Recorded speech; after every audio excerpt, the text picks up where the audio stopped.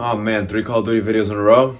I'm that guy now. Call of Duty Vanguard came out back in September, and while everyone was busy not giving this game any mind, I was actually looking forward to it for some time. I think people don't give a shit about this game because Call of Duty is so oversaturated with yearly releases that at this point the excitement is just dim. Or maybe it's because everyone's attention was on something that was coming out in 2 weeks. Regardless, I'm excited for Vanguard.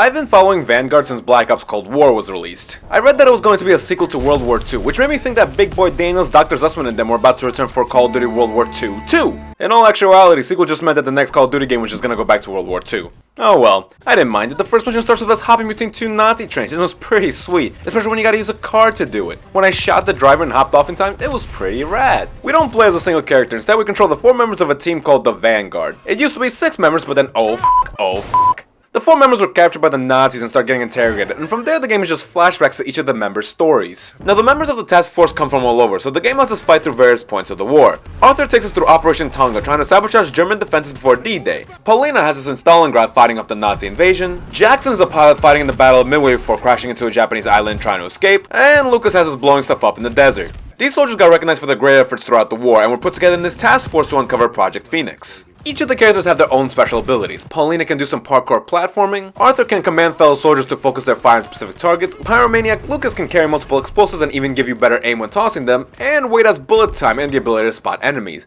Wade, also as a pilot, has a few sections where he flies a plane. It's not my favorite gameplay with an aircraft, but admittedly when I was dive bombing a Japanese tanker it was pretty sweet. The campaign started reminding me a lot of Battlefield 1, as both these games told stories of various soldiers throughout different points of the war. But you see, Battlefield 1 ends flat, while Vanguard does what I wish it did and had all the soldiers fight together in the final mission and had you switch between them using their abilities to get through the areas in an epic final battle. I like the Vanguard campaign. It was pretty cool and the cast of characters is definitely a top 3 across the franchise for me. I hope to see them return again in a game that takes place during the Cold War. It'll be interesting to see how things are between Wade and Paulina and how Arthur and Lucas handle it.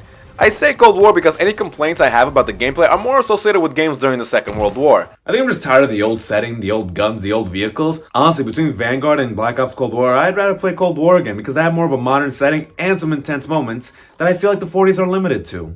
I'm not trying to say that Vanguard doesn't have any cool moments, it's more like, where Black Ops Cold War was insane, Vanguard was epic. I hope that makes sense. Other than small nitpicks like the game not being able to decide if it wants to have you run over ammo to collect it or stand above it and hold X, the fact that dogs now insta-kill rather than just letting you do the old twisty twist, and this quote-unquote boss battle against a plane that was a bit whack. I really hope this is the last World War II Call of Duty game they make, because honestly, I don't think you can do better than this. The visuals are great, the gameplay is what you expect, and the campaign was action-packed throughout. So yeah, Vanguard is the best Call of Duty World War II game, even better than World War II. But again, the campaigns don't fucking matter. It's the multiplayer. I don't dislike online multiplayer because I'm bad at it. I'd say I'm pretty competent and slightly above terrible. I base that on the fact that my kill to death ratio is above 500. The reality is that I just don't get excited about it. Don't get me wrong, I totally can see the appeal and can realistically picture how someone would kill a whole day doing this. I feel like having friends to play with is a big difference maker. When I look back at online multiplayer games I've played that I enjoyed, they were all dependent on me going at it with friends. By yourself, it's not really much. So the lesson here is that friendship is magic. So yeah, that's Vanguard, and I liked it a lot, and I'd say it's a pretty good Call of Duty game, which is a big shame that it barely got any attention leading up to its release. We can continue to blame the oversaturation of the Call of Duty series, or, as I said earlier, or maybe it's because everyone's attention was on something that was coming out in 2 weeks. Battlefield 2042 came out 2 weeks later, and this game was filled with so much hype leading up to its release. It's been 5 months since this game came out, and I've noticed that this thing seems to be following the footsteps of Nickelodeon All-Star Brawl, as in these games had so much hype surrounding them before their release, and once they came out, they suddenly vanished into the dark.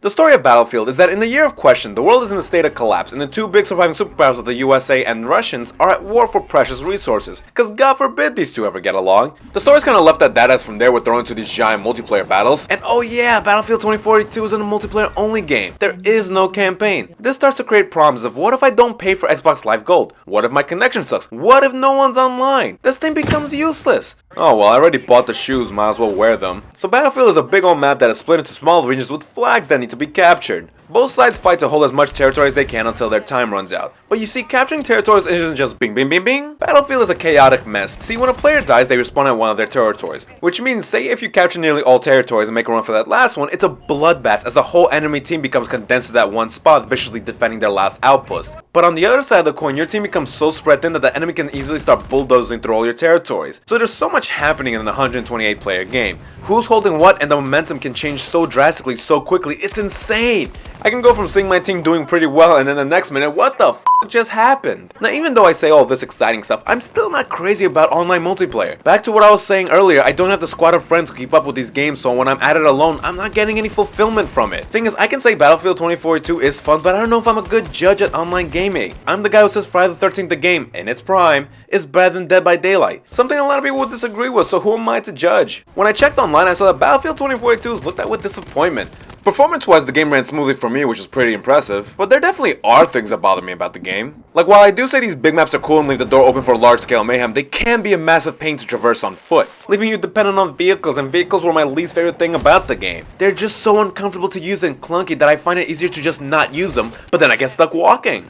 And ground movement feels stiff, aiming doesn't feel smooth, and it seems to take quite a bit of bullets to take down enemies. Now, Battlefield 2 was like this in my early childhood, but since I played so much Call of Duty, I've got very used to the idea of enemies going down with very few bullets. So I guess the answer is simple. As 15xpp would say it, I should just go play Call of Duty. Oh well. I do still see the fun that can be had with this game, I just know that I'm not having it. So have fun with this while you can. But in the end, if I had to choose between Vanguard and Battlefield 2042, I'd say go with Vanguard. The thing about online-only multiplayer games is that they do have an expiration date. See, come the year 2042, the Xbox Series X servers will shut down, and at the very least, I'll still be able to play those pretty sweet Vanguard campaign. But Battlefield 2042, this thing's only use will be as a paperweight. And not even then.